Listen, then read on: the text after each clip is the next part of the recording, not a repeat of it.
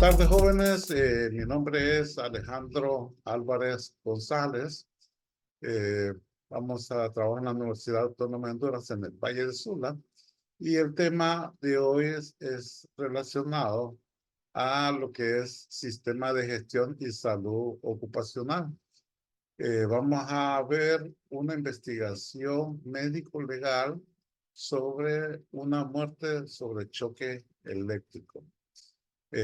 Los choques eléctricos, pues los contactos eléctricos son muy frecuentes, incluso en nuestra casa nos agarra la corriente, pero en el caso de que no muera la persona, entonces solo es un incidente y se llama contacto eléctrico.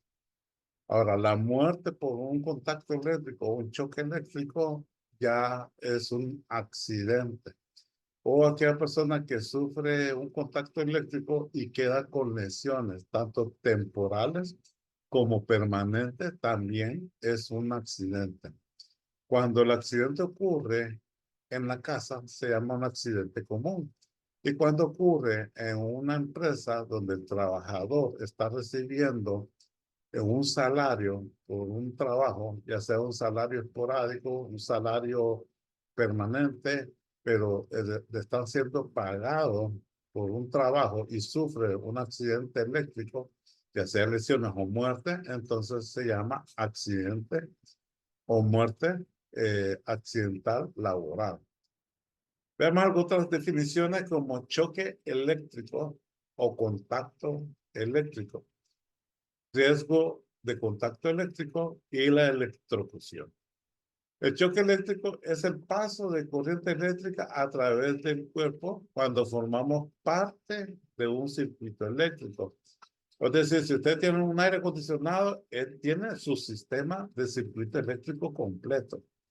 Es decir, tiene el aparato con todo su sistema de prender, apagar motores, de ahí el cable de la fuente, el tomacorriente, el cable que va hacia la caja de breaker y de todos los breakers hacia la luz de los postes. Todo eso se llama un circuito eléctrico. Cuando nos agarra la corriente o tenemos un contacto eléctrico, eso se llama que formamos parte de esa electricidad. Esa electricidad física entró en nuestro cuerpo y pasa a través de los líquidos, los vasos sanguíneos, los nervios, que hay bastante humedad, entonces pasa a través de la corriente eléctrica. Riesgo de contacto eléctrico es la posibilidad o probabilidad de un contacto eléctrico. O es decir, ¿qué tan probable tenemos nosotros la posibilidad o el riesgo o en el 24 horas nos puede agarrar la electricidad, nos puede tomar? Eso se llama, es la posibilidad o la probabilidad de estar en contacto y este nos va a llegar a provocar una lesión. Si produce lesión, es un accidente laboral por contacto eléctrico. Pero si se produce una muerte por un contacto eléctrico o un choque eléctrico, se llama electrocución. Electrocución es la muerte de una persona por un contacto o un choque eléctrico. ¿Sí? A veces a uno le agarra la corriente. ¿Qué pasó? ¿Te electrocutaste? Gracias a Dios que no, porque sigo vivo. ¿Sí? Porque la electrocución es la muerte de una persona después de haberle como consecuencia de un contacto eléctrico. ¿Qué es? Acá tenemos el reglamento, lo vamos a ampliar para que ustedes lo vean. Miren, está derivado del Reglamento General de Medidas Preventivas de Accidentes y Enfermedades Profesionales de Honduras, es decir, que es una ley, y es una ley que hay que aplicarla. El capítulo 12 de electricidad, sección 1, normas generales. Los trabajadores deben ser dotados gratuitamente del equipo de protección personal de acuerdo al tipo de trabajo a realizar y este considera guantes aires de acuerdo a la tensión que trabaje. Acuérdense que hay diferentes tensiones. Calzado aislantes sin elementos metálicos, casco de protección, arnés, cinturones y fajas de seguridad, gafas o pantallas contra impactos, arcos o proyecciones de partículas. Porque cuando hay un cortocircuito, hay una explosión eléctrica y los cables salen a rojo vivo y le van a dar a la cara. Y si uno no tiene gafas o un protector en la cara, le quema los ojos, pierde la vista y le quema la cara, la piel y le quedan cicatrices espantosas. ¿Sí? La ropa de trabajo debe ser de algodón para que la persona no sufra mucha sudoración y el capote debe ser de un tipo de cuero resistente a que cuando hay una explosión eléctrica pegue todas esas cosas y sea repelido por el capote o una camisa larga, manga larga, pero de cuero. ¿Sí? Entonces, miren que todo eso está ahí eh, bien detallado para que ustedes lo lean. ¿Cuáles son las medidas de prevención que se debe seguir en una empresa? Que los trabajadores deben de saber, porque hay que capacitarlos, porque es cierto, ¿quién es el que hace trabajo de electricidad? ¿Cómo así, doctor? Los electricistas. Así es, los electricistas. Pero usted sabe si es electricista o es una persona Ah, no. que le Cualquier persona enseñó. que dice que le entiende lo hace. Sí. Tiene que ser una persona que sea de electricista y que esté capacitado para hacer esos trabajos. A todos hay que enseñarles que la electricidad tiene un riesgo y ese riesgo es de contacto eléctrico.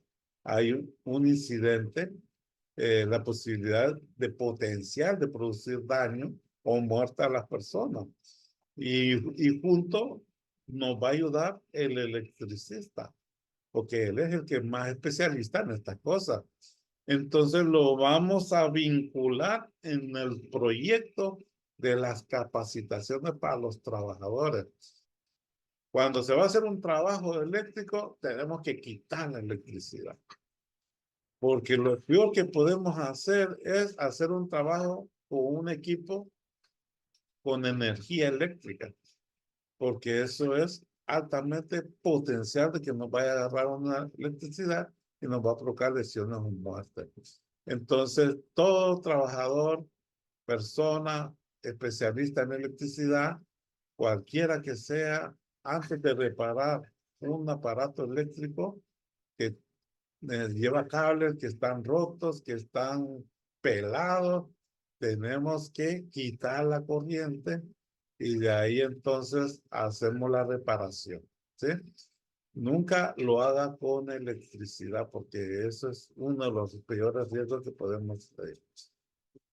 Igual, la utilización de un equipo de protección individual es muy importante, guantes isoeléctricos, zapatos doble aislante y una cosa, nunca tocar un aparato con las manos mojadas. ¿Sí? Bueno, como médico general tenemos que investigar.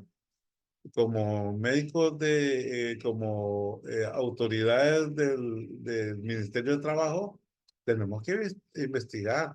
Hay una muerte de un trabajador por electrocución. Hay que investigar. La empresa está realizando las medidas de prevención correcta de acuerdo al rubro y al trabajo de esta persona. El trabajador llevó las medidas de seguridad, por algo murió. Y ese algo es que realmente no se cumplió las medidas de seguridad. ¿Sí? Entonces hay que investigarlo. Si en el caso de que haya incumplimiento de las medidas de seguridad, ya aquí hay responsabilidad penal. ¿Sí? Por falta de prevención. Dice, cuando se penaliza un accidente por incumplimiento de las leyes o las normas, ¿sí? Y no va a ser por homicidio doloso, por asesinato, sino que homicidio imprudencial. Puede llegar a eso, vamos.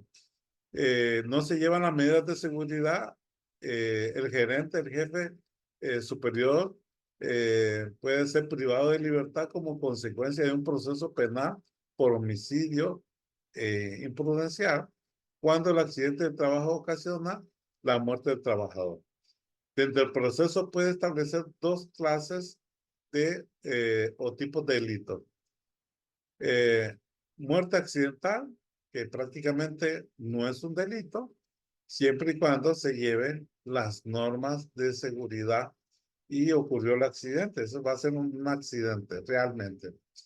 Pero los delitos son el homicidio culposo o homicidio imprudencial por inobservancia de leyes, es decir, que no se llevó las medidas de seguridad.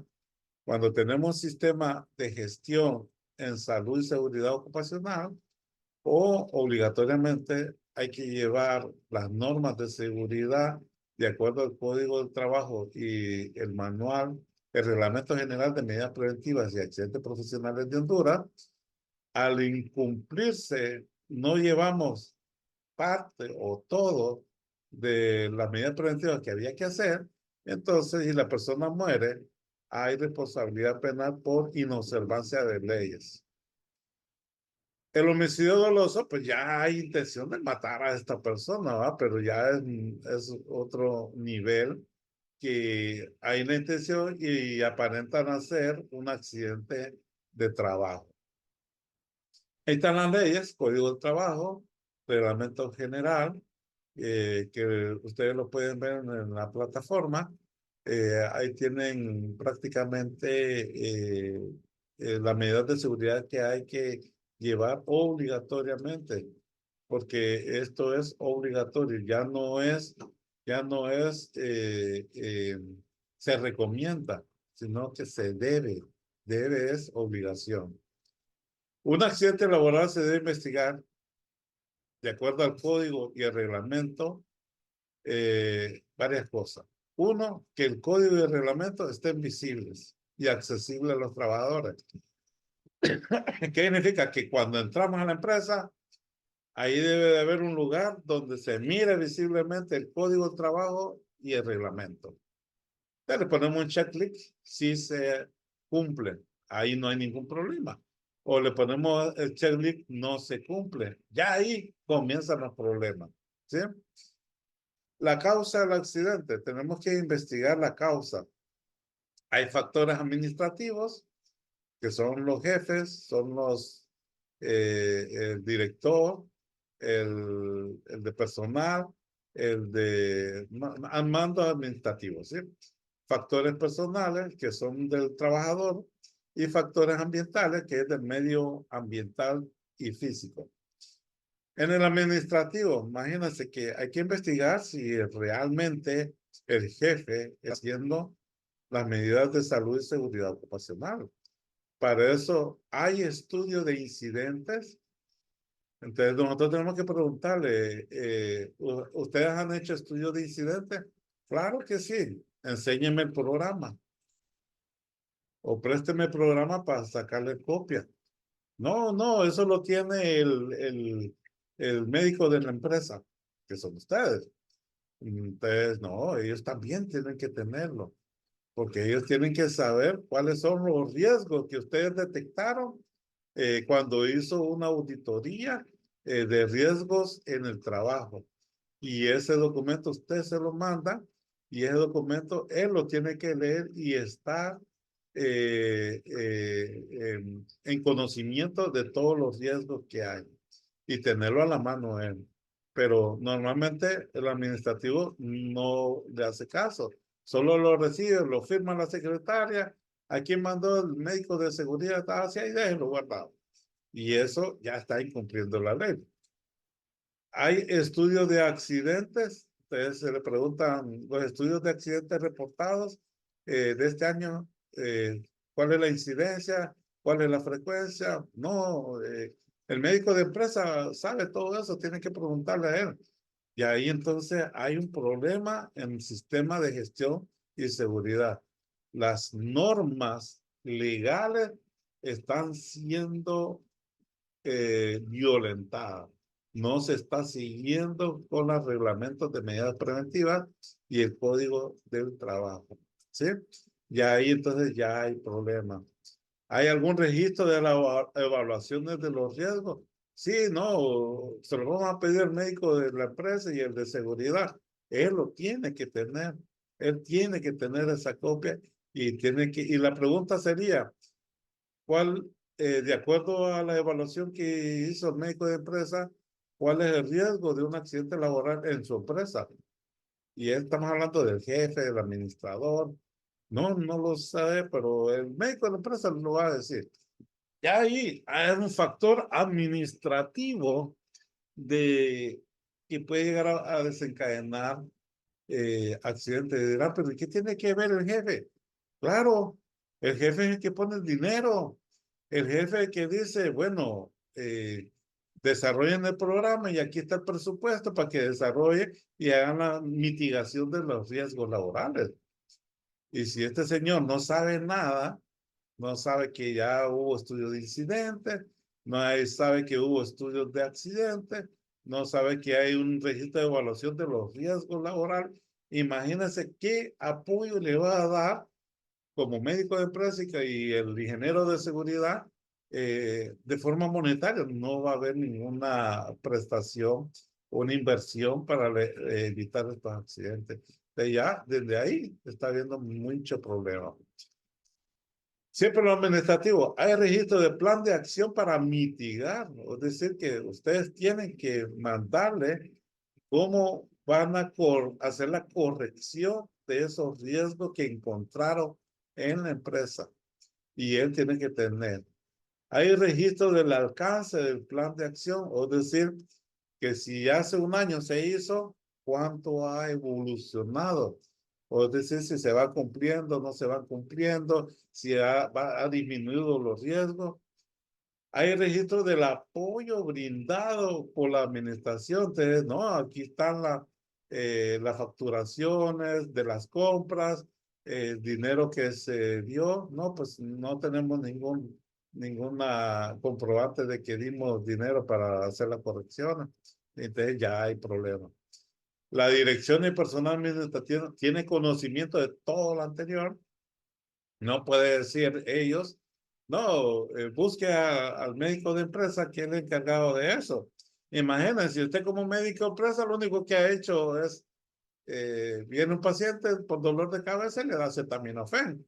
Viene un paciente de trabajador de la empresa por dolor de la columna lumbar y le da un antiinflamatorio para que le baje y que siga trabajando.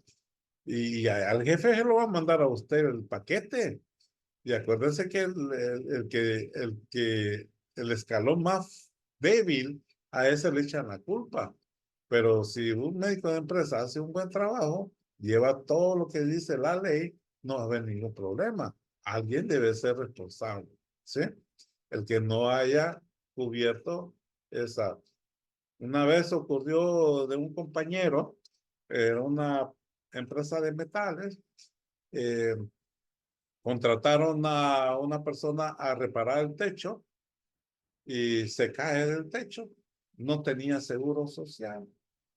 Querían introducirle al seguro social post accidente. El seguro social no lo aceptó porque no es la política de ellos así.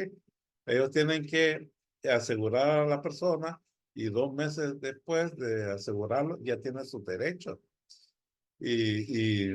O es decir, uno, no tenía seguro social. Dos, no estaba capacitado. Tres, no andaba equipo de arnés de seguridad para que si como no trabajaba en alturas y era un techo altísimo, se mareó y se fue al vacío y no tenía el arnés para quedar guindado ahí. Entonces ahí prácticamente llega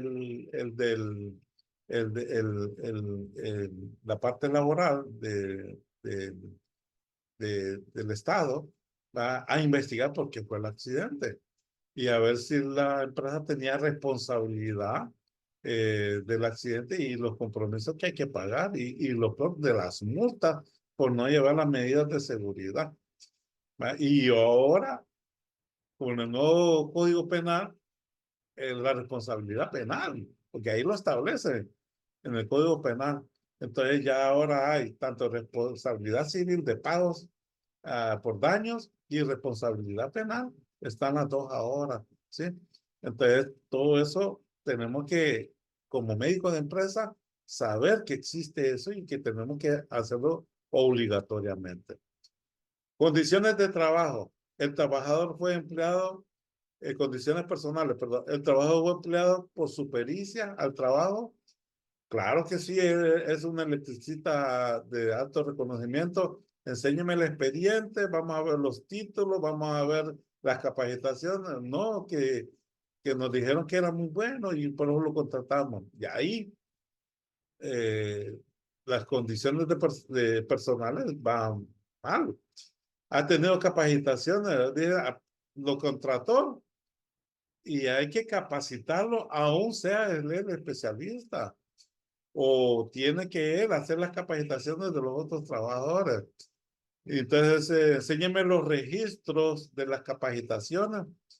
Los registros de las capacitaciones es que debe decir empresa, tipo de capacitación, nombre de la capacitación, o dije el tema, riesgos eléctricos, riesgo de quemadura, riesgo del otro, el instructor, la fecha, la hora y los participantes. Y los participantes firmar la hora de entrada y la hora de salida.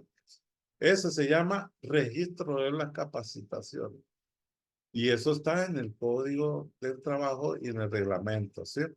Investigar si el trabajador padecía de alguna enfermedad, como por ejemplo epilepsia. Imagina que este tipo era epiléptico y lo pusieron a trabajar allá en el techo. Solo con ver para abajo se va a estimular el sistema eléctrico, le va a dar una convulsión y se va a perder la conciencia y se va a caer. ¿Sí?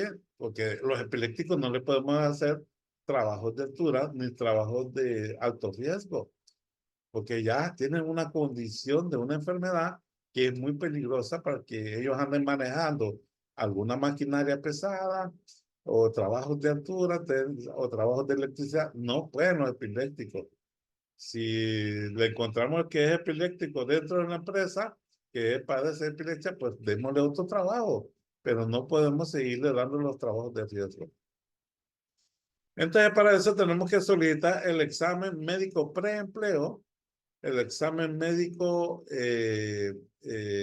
continuo, es decir, que ya trabajando, y el examen postempleo, es decir, por lo menos mínimo un año, una vez al año, hay que el examen periódicamente, una vez al año. Antes de que empiece a trabajar, cuando ya esté trabajando, una vez al año, y después de que termine de trabajar. Porque imagínense, viene este trabajador, un año de trabajar en un lugar donde hay 80 decibeles, ¿sí? Y entonces lo despiden, en la otra empresa le detectan que está sordo. Y le digo, lo sentimos mucho porque no lo podemos contratar porque usted está sordo, ya tiene un nivel de hipoacusia importante y el trabajo que queremos necesitamos que escuche bien la persona. No. Perdón. Entonces, esta persona va a ir donde el abogado, va a ir donde el Ministerio del Trabajo y va a hacer una denuncia que quedó sordo en la empresa donde trabajó y que quiere que le den las indemnizaciones por un riesgo ocupacional, ¿sí? Entonces, tiene una enfermedad ocupacional. Entonces viene a hacer una investigación y luego que le pregunta, el examen preempleo, enséñanos el examen de la audición. no se hizo. En el examen durante todo el año, se hizo el examen de la audición, no se hizo. El examen post-empleo, se realizó el examen de la audición, no se hizo. Entonces no tiene ninguna evidencia de que esta persona sufrió la sordera a consecuencia de exposición de ruido en esa empresa o ya venía sordo antes de contratarlo. Entonces prácticamente le cae a esa empresa que no hizo todos los exámenes la responsabilidad de una enfermedad profesional. Y usted tiene que pagar las indemnizaciones y todo. Imagina que este trabajo ya venía sordo, no se dieron cuenta, lo contrataron y pobre de la empresa y el médico de empresa despedido inmediatamente. ¿Quién es el médico de empresa que no está haciendo el trabajo? Ah, fulano de tal. Despídanlo inmediatamente, ¿sí? Por falta de realización de su trabajo.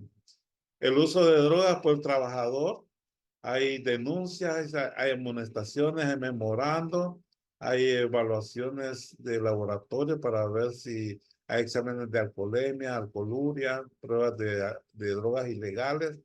Todo eso una vez al año por lo menos hay que hacerle a los trabajadores para evitar que este trabajador esté bajo el efecto de alguna droga y esté trabajando y provoca un accidente.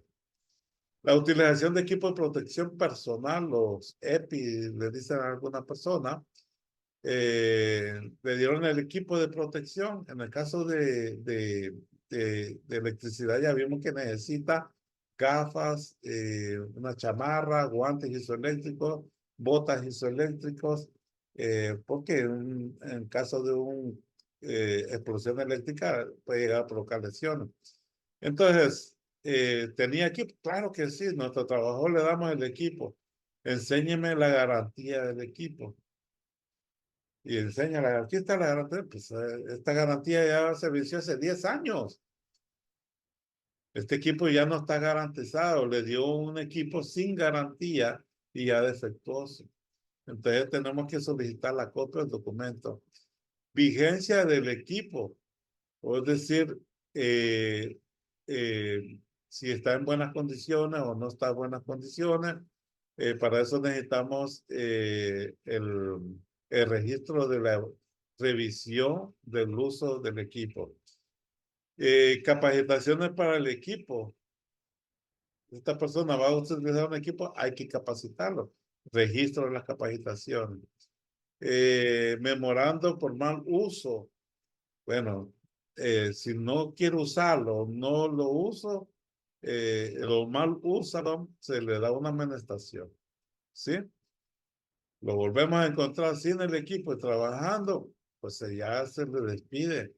Se les pide por asegurar la salud de esa persona, de que no se vaya a lastimar por falta del equipo que la empresa le está dando. Entonces no se le deja trabajar.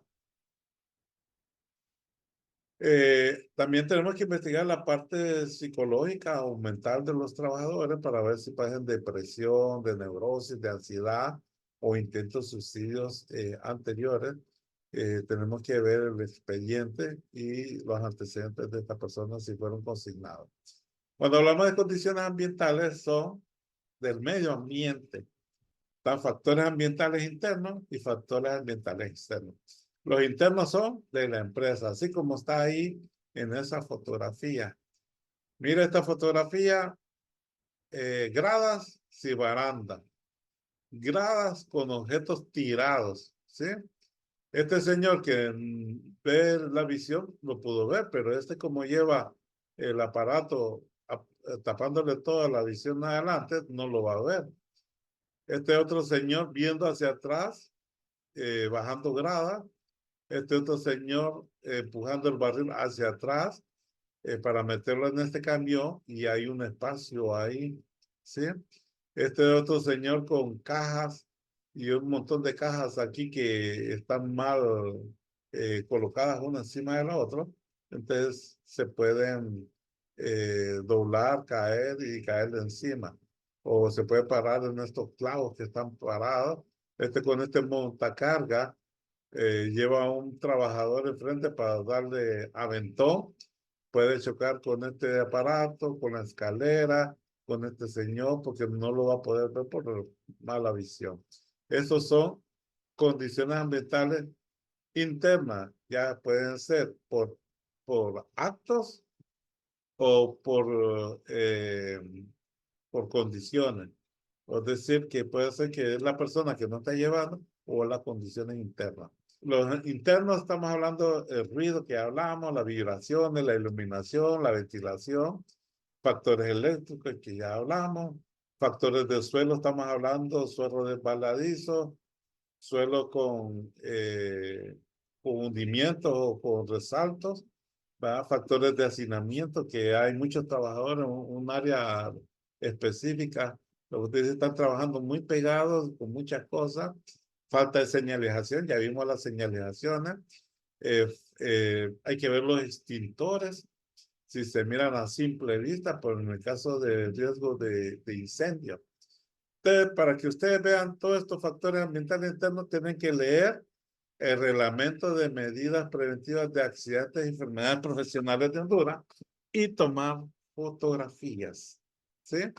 Fotografías para que quede de evidencia que no se están llevando las medidas de seguridad. Externo va a incluir el calor ambiental, que ahorita está terrible aquí en San Pedro Sula, en Honduras. El polvo ahorita con ese polvo del Sahara que viene, que está allá entre nosotros, más el humo de la quema, más el vapor, que no se aguantan los ojos, no se aguanta la respiración. Eh, el viento que puede ser o demasiado extremo o no haber viento. Porque si estamos haciendo reparaciones en alto con un viento fuerte, no puede caer. Obstáculos en la calle, en las aceras, la humedad, el tránsito vehicular o peatonal y accesos a la empresa. Todo eso son factores ambientales externos.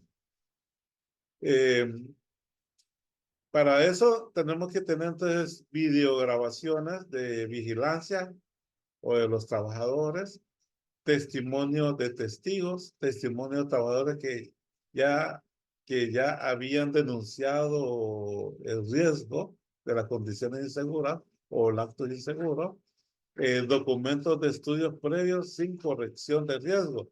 O decir, ya se hizo el análisis, se hizo un plan de acción, pero que no hubo ninguna corrección porque no hubo dinero. Miren estas dos fotografías. ¿Cuál es la diferencia entre estos son andames, ¿sí? Sirve para que los trabajadores suban y trabajen a altas alturas. ¿Cuál es la diferencia de este señor, con este otro señor? ¿Cuál es la diferencia? El equipo Uno de anda arnés y el otro no. protección. Que si este se precipita, acuérdense que precipitar es desplomarse por debajo del nivel de sustentación. En este caso, el nivel de sustentación es este pie, de ahí se está sosteniendo. Si él se desploma, entonces el arnés va a quedar, evitar que se desplome hasta el piso, como este otro señor, porque este señor no tiene ningún tipo de arnés. Miren que tienen casco, tienen chaleco, habría que ver si tiene guantes antideslizones, zapatos antideslizones, ¿sí? Pero miren el arnés cómo está. Imagina que el arnés no hay. Y la guía de vida tampoco hay.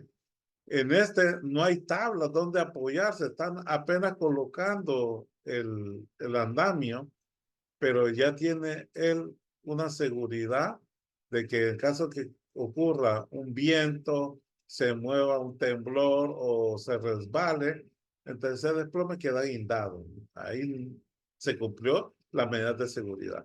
Pero en este caso, imagina un temblor, un viento o un carro que choque o que alguien se ponga a pelear ahí o se rompa la pata, entonces se pone inestable, esta persona va así en el aire hasta pegar al piso y lo peor, le va a caer encima a estos dos que están aquí. ¿Va? Porque no hay medidas de seguridad, ¿sí? En las condiciones personales, el trabajador fue empleado por su pericia. Bueno, ya habíamos visto que hay que tener el expediente. Ha tenido capacitaciones, igual registra las capacitaciones, investigar, padecía enfermedades, uso de drogas, todo eso ya lo habíamos visto, ¿sí? Jóvenes, preguntas, dudas, comentarios. De mi parte no, doctor.